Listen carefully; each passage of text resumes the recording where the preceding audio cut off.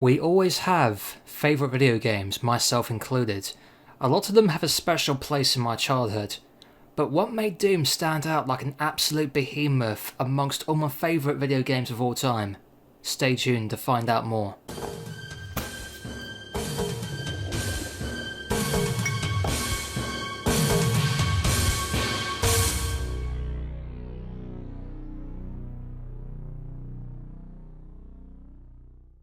An interesting fact, Doom 1 wasn't my first Doom game. It was Doom 3 out of the franchise. My dad liked to play PC games quite a bit back in the 2000s. All I could remember being 8 years old is he had a copy of Doom 3 in his hand while we were out. Once we got back home, I can remember the rest so well. I remember watching the screen in fascination with how good the graphics looked back in the day.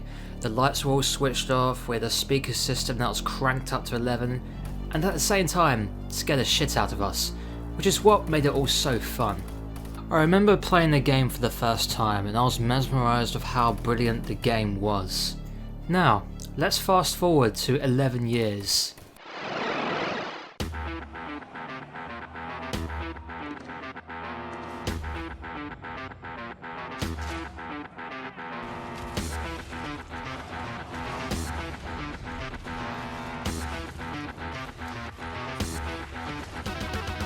June. It was E3 2015. I see something menacingly sit in my recommendations box. It was a franchise I haven't heard of for a very long time.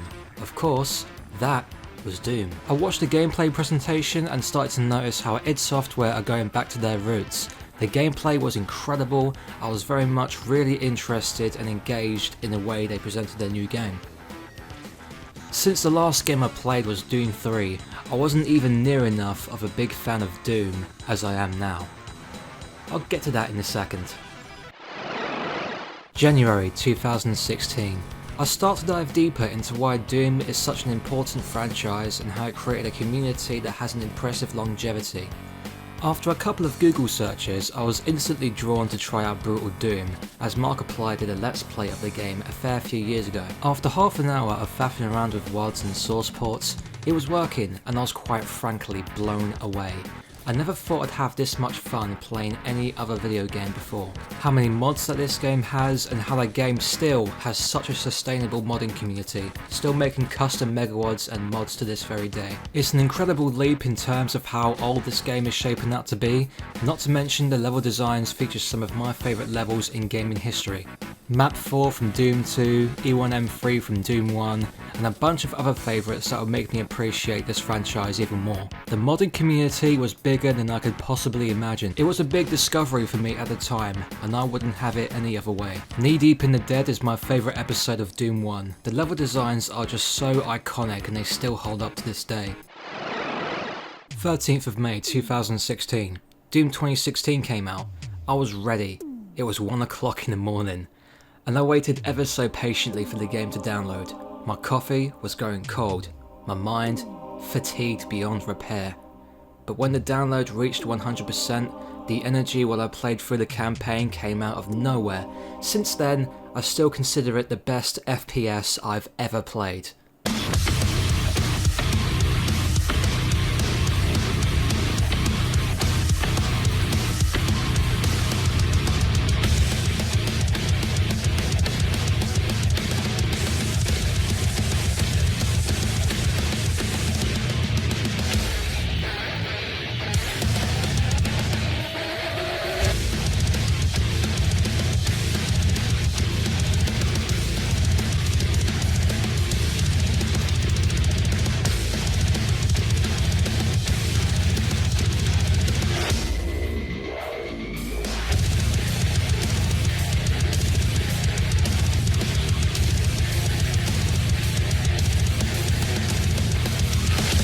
Why was it such a big hit for me personally?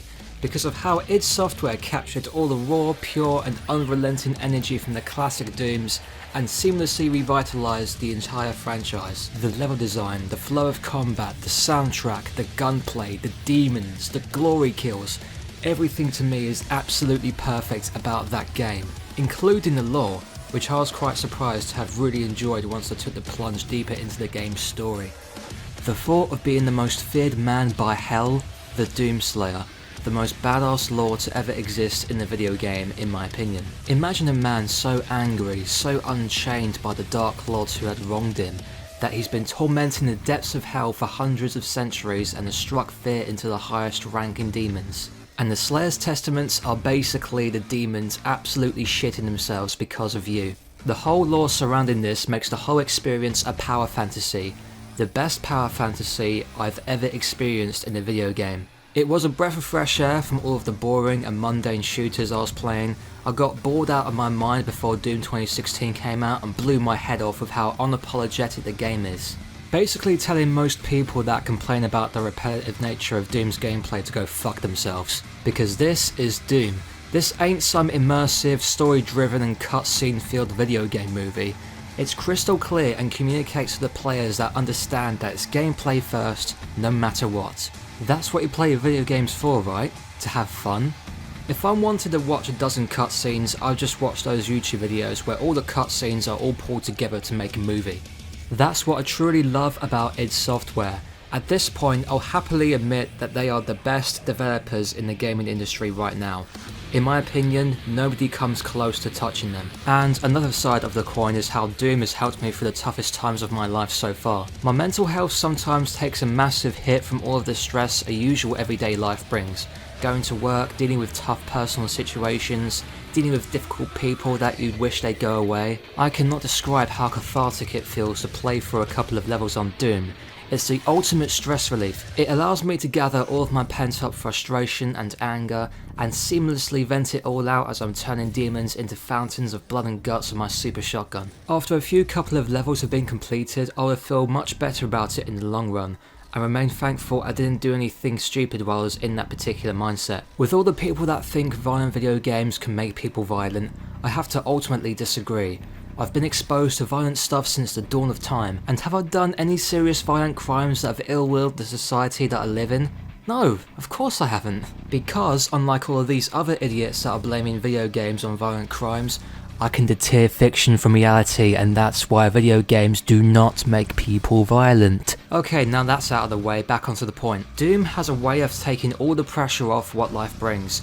It helps me relax after a shitty day of work, and nothing just comes close really. And now we're ever closer to round 2, Electric Demon Killing Boogaloo. E3 2018, arguably the most excited I have ever been for an announcement for a video game sequel.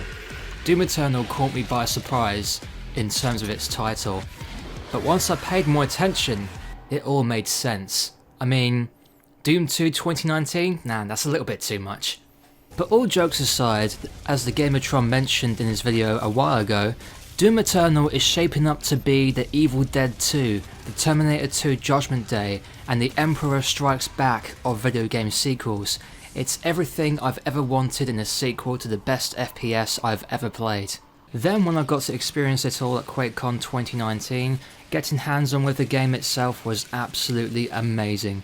Everything from the combat, the level designs, the AI, the weapons, the new movement mechanics, everything was giving me serious withdrawals as we speak. Since July, I've just wanted this game to come out now, but I know it's still in development and I have complete faith in id Software to bring out their best game yet. But now, we don't have to wait too much longer. By the time this video has been made, we are only 10 weeks away from release. Yep, you heard me right, 10 weeks. And we have some other fantastic games to keep us occupied, like Gears 5, which just came out recently and I'm really enjoying. Also Borderlands 3 coming up next week, which is plenty enough to keep me occupied November 22nd. I just cannot wait for Doom Eternal. Expect a ton of content for this game that I'm going to be planning out in the near future. As well, I've got a new setup, so I'm going to be using Sony Vegas Pro instead of iMovie. And I know I kind of broke that promise on saying my PC was going to be for gaming only, but I think it would save me a lot of time if I keep all of my video editing on just one particular system, so that means that I can make videos more efficiently basically.